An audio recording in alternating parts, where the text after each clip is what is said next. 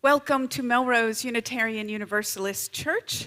Our service today is called Flower Ceremony Turns 100. Good morning. Good morning.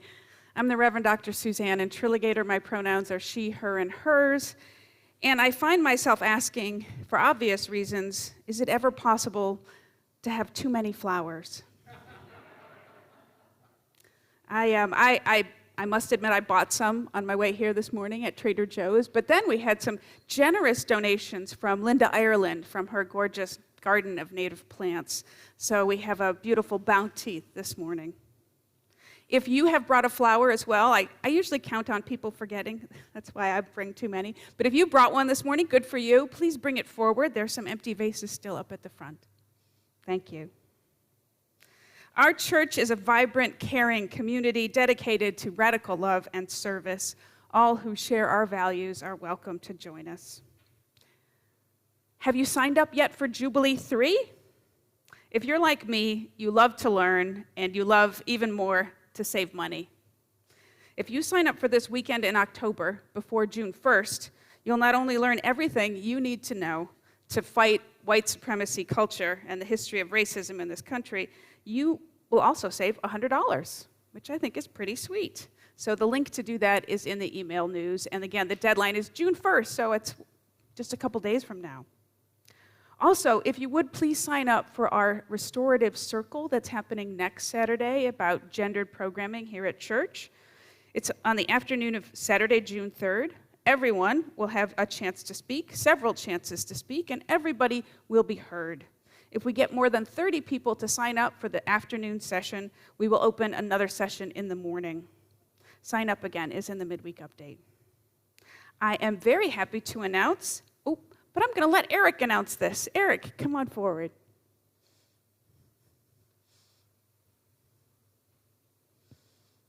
Yeah, thanks. Good morning.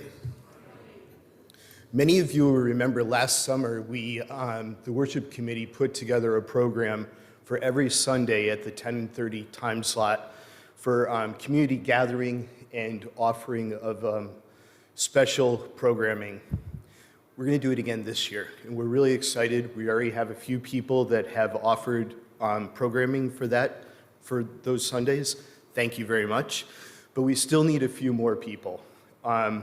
So if you'd like to lead a cooking class, a yoga session, a walk in nature, perhaps some music in your yard, or just sitting amongst the flowers in your yard and reading some poetry, all these things are perfect programming, and we'd love to have people offer something that they can share for this summer. So please see me in the next couple of weeks. We're going to put the program together, and then we'll advertise what they all are.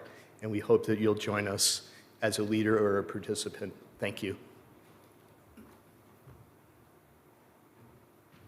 Eric, and thanks to everybody who signs up to lead an activity this summer. It's really important to keep us connected over the break. Thanks, Eric, for your service. And thank you to our helpers this morning. Our usher is Garen Boyd. Our greeter is Elsa Mendez-Quaja. Our coffee hosts are Jane and Chuck Foley. Thanks to everybody. We couldn't do it without you. Now it's our moment to have a good look around and say hello and good morning. Hi, everybody. Say hi to our friends on Zoom. Hi, friends on Zoom. Are you up on the screen? Hello. Good morning. Hello. Those are kind of half-hearted waves. Maybe have some coffee, people. Hi, Linda. Thank you for the flowers. Hi, Kathy. Nice to see you. Hi, everybody. It's good to be together. I call us to worship this morning with these words from the Reverend Susan Frederick Gray, who is the president of the UUA. She writes, as we celebrate the 100th anniversary of the Flower Communion this morning, may we be mindful of how radical and powerful love is, and how dangerous those who fear love, and how dangerous those who use fear perceive love to be. May we know how necessary and essential it is to keep alive the message of universal love, of humanity and human dignity, of reverence for life, all creation, in our hearts and in our actions. We are now among the keepers of the flame. And now, to light the symbol of our faith, our flame, is board member, Kathy Sang. You're getting to be a longtime member. 8 years. I would call that medium member. Good morning. I invite you now to rise in body or in spirit and join me in the words of our covenant, which you will be able to see on the screen. Love is the doctrine of this church. The quest for truth is its sacrament, and service is its prayer. To dwell together in peace, to seek knowledge in freedom, to serve humankind in fellowship, to the end that all souls shall grow into harmony with the divine. This is our great covenant, one with another and with our God. Thank you. Thank you, Kathy. It's nice to have you back. Oh, and yes, please remain standing if you would, and join in our opening hymn this morning, which is "Oh, Give Us Pleasure in Flowers Today." It's number 64 in the gray hymnal, but the words will be up here on the screen, so you don't really need your hymnals, do you?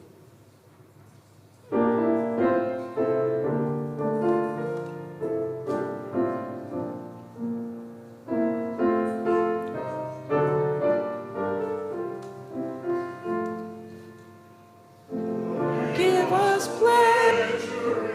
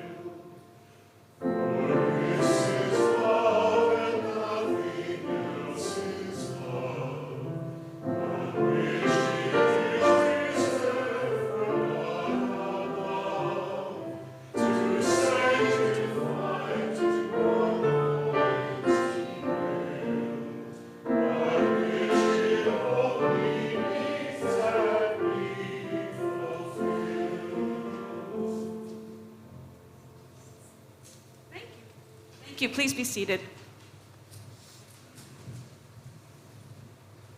As I mentioned before, this year marks the centennial, the 100th anniversary of our very own uniquely Unitarian ritual, which we do every year here at MUUC, the Flower Communion. For the centennial, many people around the country produce some special worship materials. Among them, the staff at Foothills UU in Fort Collins, Colorado, put together a special animated video telling the story of the first Flower Communion.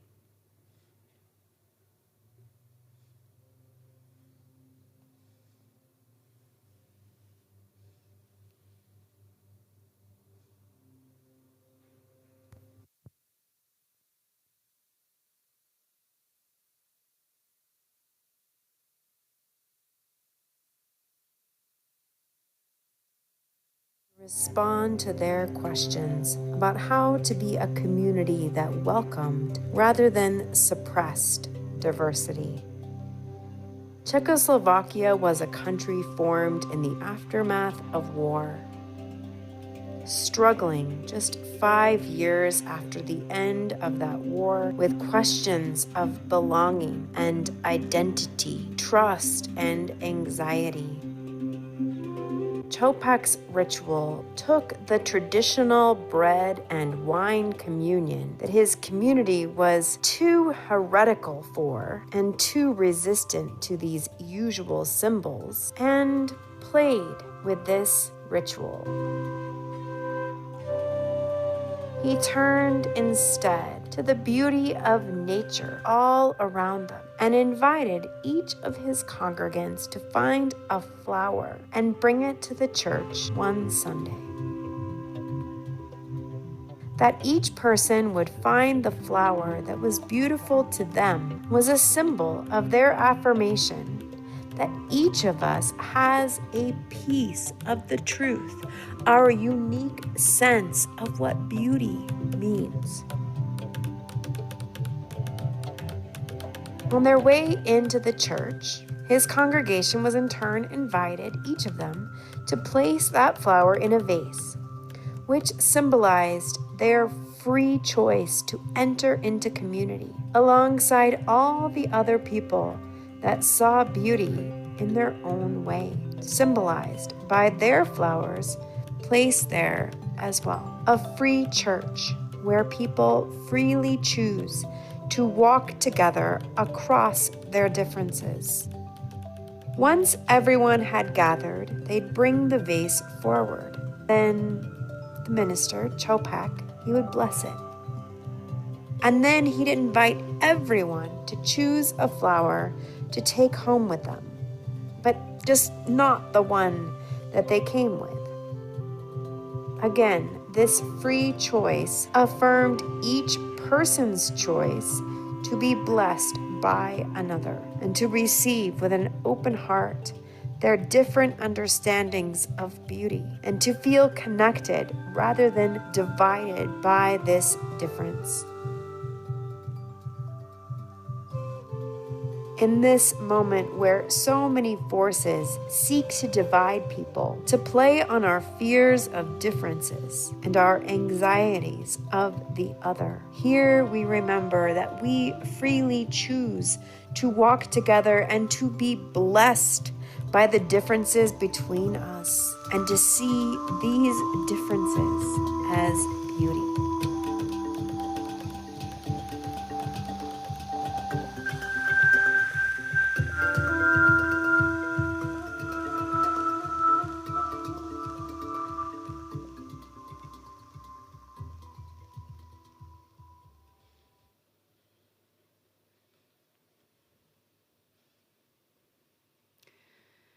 Every Sunday, we take some time in the center of our service to ground ourselves, to calm ourselves, to get in touch with our highest ideals and our own personal sense of the holy, however we understand it.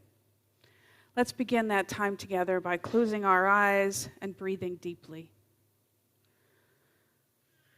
Feel your feet on the ground. Feel your body relaxing. Feel yourself sinking into your seat and breathe. For this meditation time, first we'll join together in our centering song. Then we'll sit for a few minutes of shared quiet. Then we'll speak to one another of our joys and sorrows, and I will lead us in a prayer. Our worship themes for May are creativity and covenant. It's a time for us to renew our ties to one another and to the energy of life that is blooming all around us.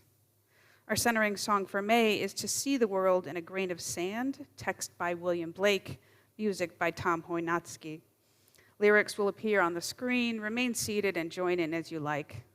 Let the song gently guide you into a time of shared quiet.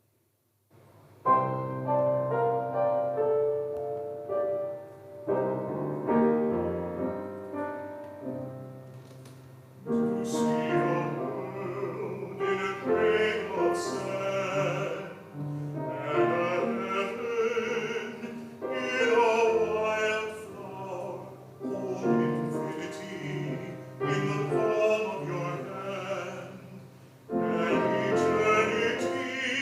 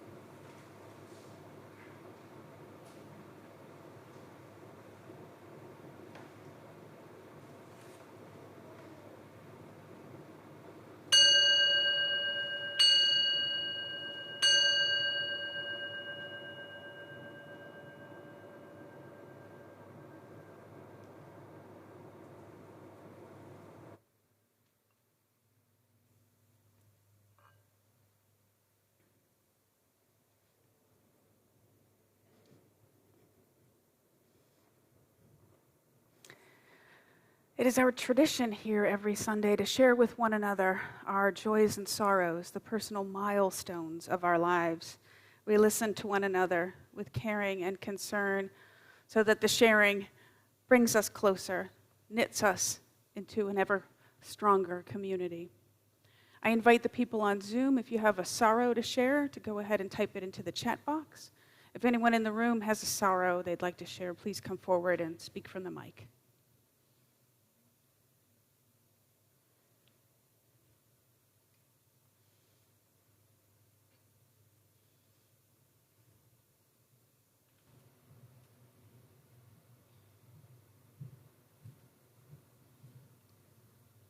My name is Laura, and this is a candle of concern and sorrow. My cousin and good friend Jenny is facing ovarian cancer. I'm sorry, Laura. I'm Dan Griscom. My wife today is headed off to Amherst to unexpectedly pick up my youngest for, he'll be spending the summer with us. And I pray that we can give him the guidance he needs while allowing him the agency and freedom that he needs.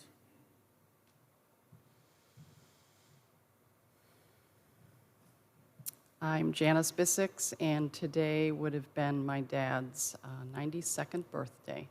And it's hard to believe it's been more than 6 years. I miss him terribly. Janice's mother misses him terribly. Let me look on Zoom to see if we have anything shared in the chat.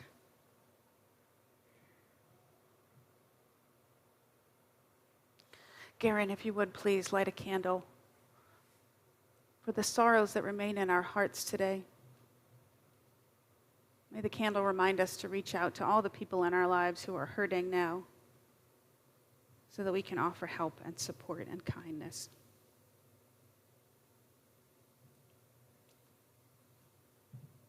I invite now anyone who has a joy to share to come forward this morning. People on Zoom, you can go ahead and type it into the chat box.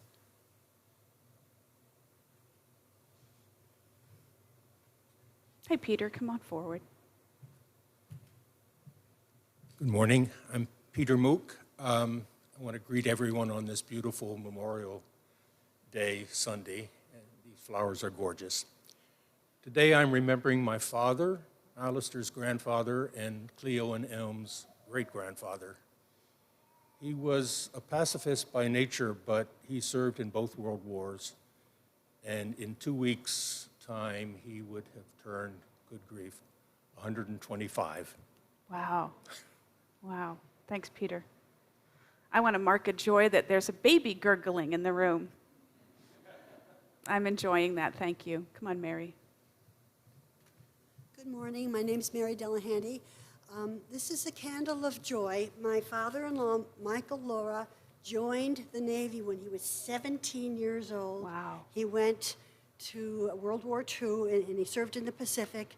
And on a couple weeks ago, beginning of May, he had a military service at the Cape Cod National Cemetery, and it was a fitting day to remember his service and remember his life.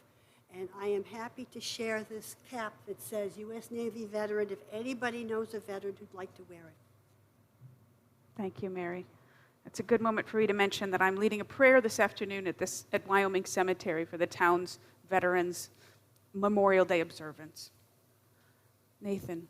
Hello, everyone. I came up here with a joy to share, but I actually have a completely different joy to share now. One of my neighbors passed away a couple years ago. His name is Mitzi. I can't remember his first name, sorry. He was, I think, a World War II vet in the Navy, and he had a really big impact on me, on my life. He was an instrumental part in me, having a love for history and veterans and anything related to the past and remembering the people who fought so hard to keep us safe and to keep our freedoms that we enjoy here in the United States. And he's just a really great guy, and I really miss him. I am somewhat in the process of making a documentary to remember him by. So thank you, guys.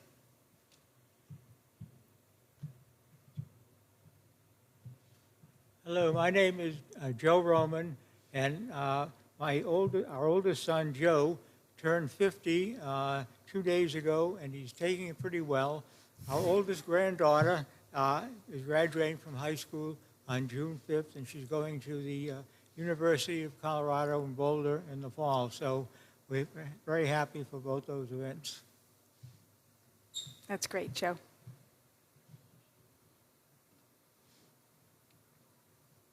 My name's Liz. Our daughter, I'm married to Richard, our daughter, Emma, graduated from Harvard Law School on Thursday.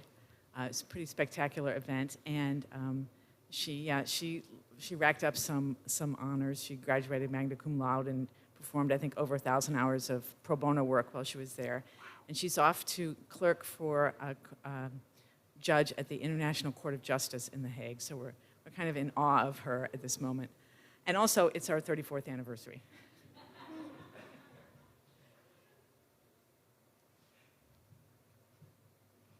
I'm Paul, 2 words, Derek White.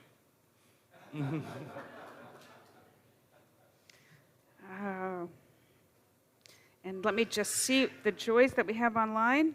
Michelle Goody says, blessed to share this 100th Flower Communion Sunday. Thank you, Michelle. Karen, please light the other candle as a symbol of our gratitude for all the many, many blessings in our lives. How fortunate we all are this day. Thank you, Garen.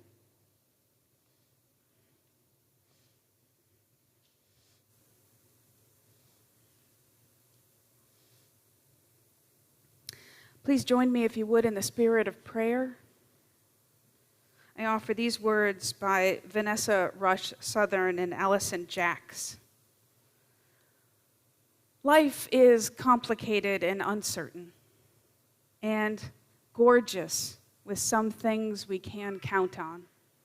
It has seasons of struggle and seasons of delight, and sometimes the two blow in and bloom simultaneously, like now, maybe always. And we are here together, all of us from different corners of the world and different families, here, breathing together, questing together, holding each other through it all, laughing and singing in the face of it. If there is a journey to liberation, if there is a way to live resurrection, I think it is like this. May what holds us in bondage to death or loss or hurt or sadness or literal heartbreaking limits be released. And may what gives us life and hope, and joy, rebirth, feel invited to claim us, and may we claim it. Sinking our roots down into what grounds us, reaching toward the sun, flowering into this season, all of whose traditions witness to life more abundant, claiming us after a season of loss and winter struggles of heart and mind and spirit. May we, like flowers, open our hearts to the abundance of creation that surrounds and sustains us. Amen.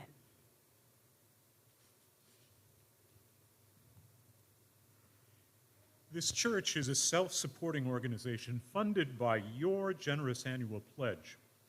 You may also contribute to our weekly collection plate, which we split every month with a deserving cause.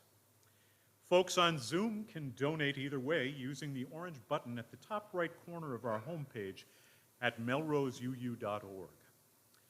For the month of May, in honor of Religious Education Sunday, our high school youth group has chosen our giving partner. This month, City Reach, the program for the homeless on Boston Common, will receive half our collection plate. I'm very pleased to have as my musical partner today, Richard Svoboda. And for our offertory selection, we'll be playing Prayer by Amanda Harburg.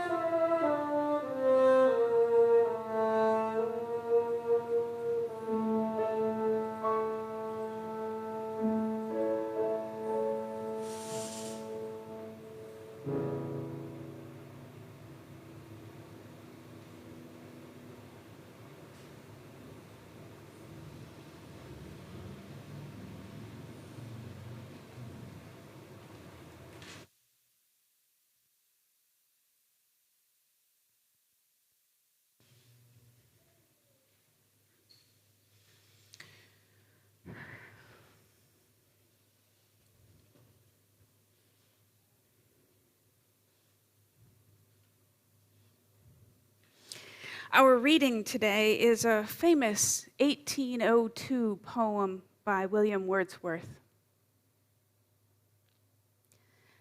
I wandered lonely as a cloud that floats on high o'er vales and hills, when all at once I saw a crowd, a host of golden daffodils, beside the lake beneath the trees, fluttering and dancing in the breeze. Continuous as the stars that shine and twinkle on the Milky Way, they stretched in never-ending line along the margin of a bay. 10,000 saw I at a glance, tossing their heads in sprightly dance. The waves beside them danced, but they outdid the sparkling waves in glee. A poet could not but be gay in such jocund company. I gazed and gazed, but little thought what wealth the show to me had brought. For oft, when on my couch I lie, in vacant or pensive mood, they flash upon that inward eye, which is the bliss of solitude. And then my heart with pleasure fills and dances with the daffodils.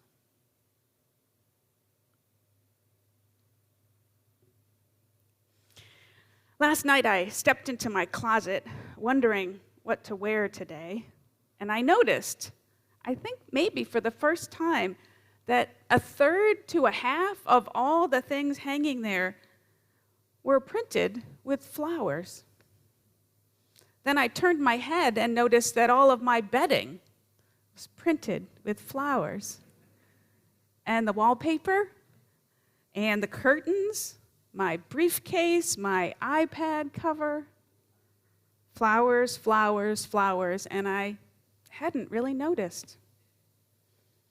Across human cultures, even in places where there is no 1-800-Flowers, we have used flowers for millennia to express myriad meanings, as tokens of love or esteem, as expressions of sympathy for loss, to brighten our homes or our lapels, to adorn churches as gifts to deities. Records of flower giving appear in Chinese writings, in Egyptian hieroglyphs, as well as Greek and Roman mythology. Flowers, flowers, flowers, and I hadn't really noticed. The point of today is to notice. All around us, these amazing little miracles of evolution that bring us not only color and joy and fragrance, but also seed and fruit and most of our food. Can you even imagine the world without flowers? I doubt that you can, but it's a worthy exercise in appreciation. In fact, for the first 95% of Earth's history, there were no flowers. Geologists estimate that the planet was formed 4 billion years ago, but plants on land didn't appear till about 400 million years ago. And flowers, they didn't come on the scene for another 200 million after that, about the same time as mammals. Up until then, the land was dominated by conifers and seed ferns, green plants and trees who depended for pollination on non-living vectors like wind and water, which was sloppy and inefficient. The genius thing about flowers is that over generations, plants invented flowers, this riot of color and scent, as a way to attract living things like birds and bees and insects to take part in pollination, creating a process that was far more targeted and efficient. In fact, most species of flowering plants co-evolved alongside their pollinators, cooperating, each partner developing specific characteristics the other one needed. For example, I learned this week, bees don't see red, but they do see yellow, blue, and ultraviolet shades. Thus, bee-pollinated flowers are generally yellow or blue with UV nectar guides that direct bees toward their nutritious rewards. These flowers generally have small, narrow floral tubes designed to fit the exact tongue length of a specific bee. The pansy is one example here. Or think of the snapdragon, which will only open for a bee of the exact right weight. Most species of bees can't open a snapdragon. Butterflies, on the other hand, can see red, but they have a weak sense of smell. So butterfly-pollinated flowers are often brightly colored and odorless, and they form in clusters with a landing platform so that butterflies can walk on them. In 1862, when biologist and Unitarian Charles Darwin was in Madagascar, he examined the star orchid, which hides its nectar down a tube that is more than a foot long. At the time, no one knew exactly how this orchid was pollinated, but Darwin posited the existence of a large moth with a crazy long tongue. And 40 years later, in 1903, such a moth was finally discovered and documented. These symbiotic relationships benefit both partners. While pollinators gain exclusive access to a certain plant's nectar, the plant gains reliable and targeted pollination, enabling it more easily to spread across distance. Because of these newfound benefits, flowers soon took over the world. In just a few million years, which is the blink of an eye in geologic time, these new efficient plants spread all over the earth, coming to dominate most of the world's ecosystems. Today, 90% of the earth's plants are flowering plants, including food crops like corn and rice and wheat. All that startling success is mostly due to the coevolution of these partnerships between plants and their specific pollinators. To me, this is just stunning. We've been taught that evolution was all about survival of the fittest, which I imagined at least was all about the individual, the top dog beating out all his competitors.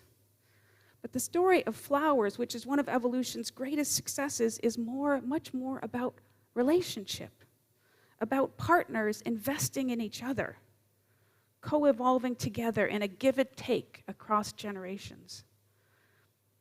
Is it out of irony, or perhaps out of some kind of deep knowing that humans first started the tradition of giving flowers to celebrate romantic partnerships, to mark anniversaries and weddings of people who are committed to co-evolving together? I seriously doubt that Norbert Chopek had any of this in mind when he created the flower communion 100 years ago. They say he was simply looking for a way to enliven worship, to add color and light, and so he went for a walk.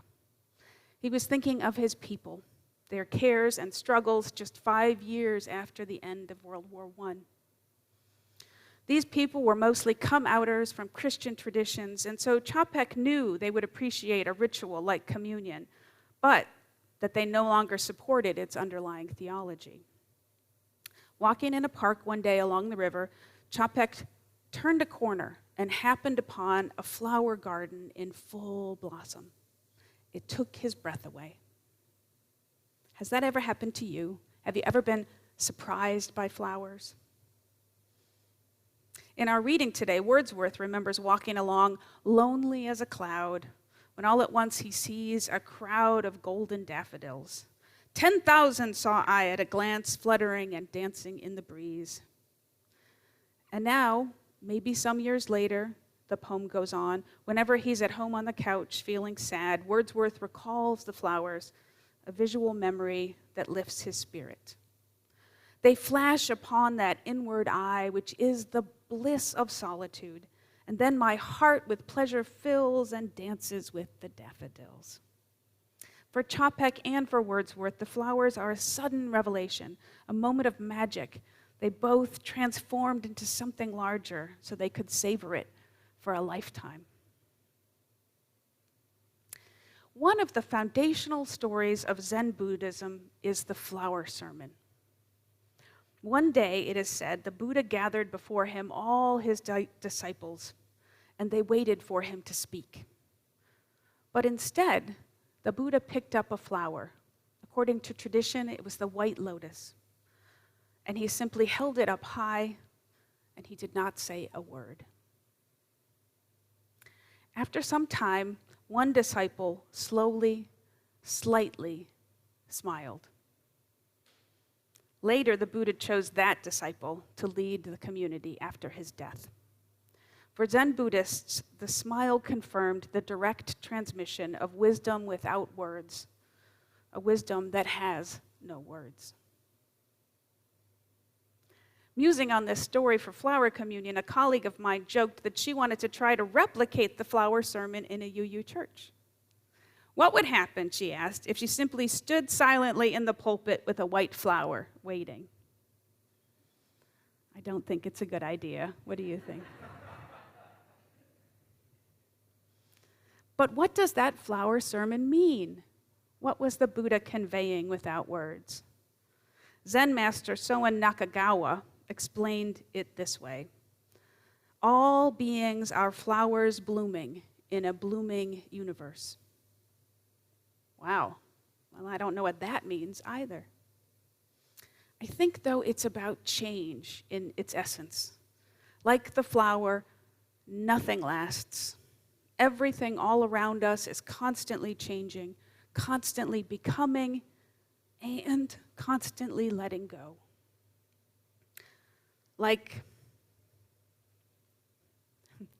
That's including us and including the universe. The beauty and the change are the same thing. Like the living and the dying, you can't have one without the other. And because we all experience this process, we are all connected by it and interdependent. The flower, then, is the perfect symbol of beauty and change.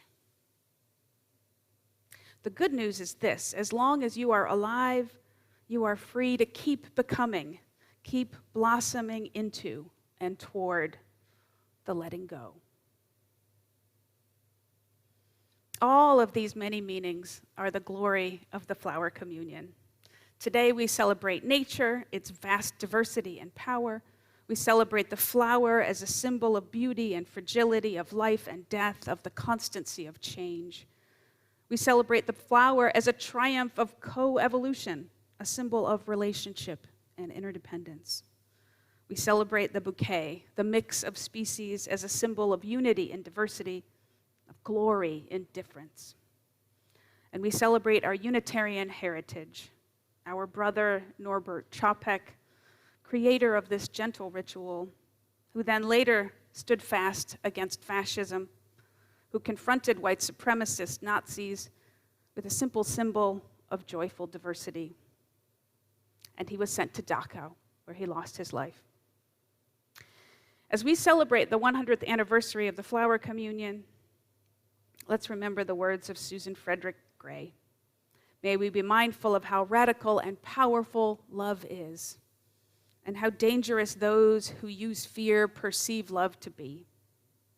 May we know how necessary and essential it is to keep alive the message of universal love, of humanity and human dignity, of reverence for life, all creation in our hearts and in our actions. Amen. And now, before we actually come forward and take flowers and have our communion, I'm going to bless the flowers with words from the Reverend Norbert Čapek. Infinite Spirit of life, we ask thy blessing on these, thy messengers of fellowship and love. May they remind us, amid diversities of knowledge and of gifts, to be one in desire and affection and devotion to thy holy will. May they also remind us of the value of comradeship, of doing and sharing alike. May we cherish friendship as one of thy most precious gifts. May we not let awareness of another's talents discourage us or sully our relationship, but may we realize that whatever we can do, great or small, the efforts of all of us are needed to do thy work in this world. Amen. And so now, as Tom plays some music for us, I invite everybody to come forward and take one of these flowers and let its beauty bless you. Take it home as a memory of this moment and as a symbol of your commitment.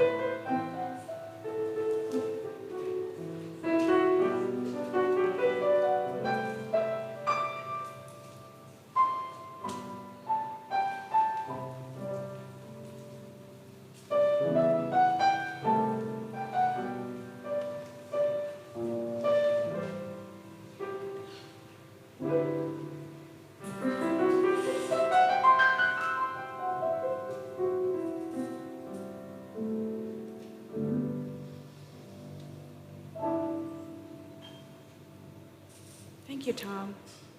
I think I should have said take 2 or 3 or 4. But maybe you'll come back and get some more after the service. Now, I invite you to please stand and join me in our closing hymn, which is number 21, For the Beauty of the Earth, in the gray hymnal. Lyrics will appear here. Please join in as you like.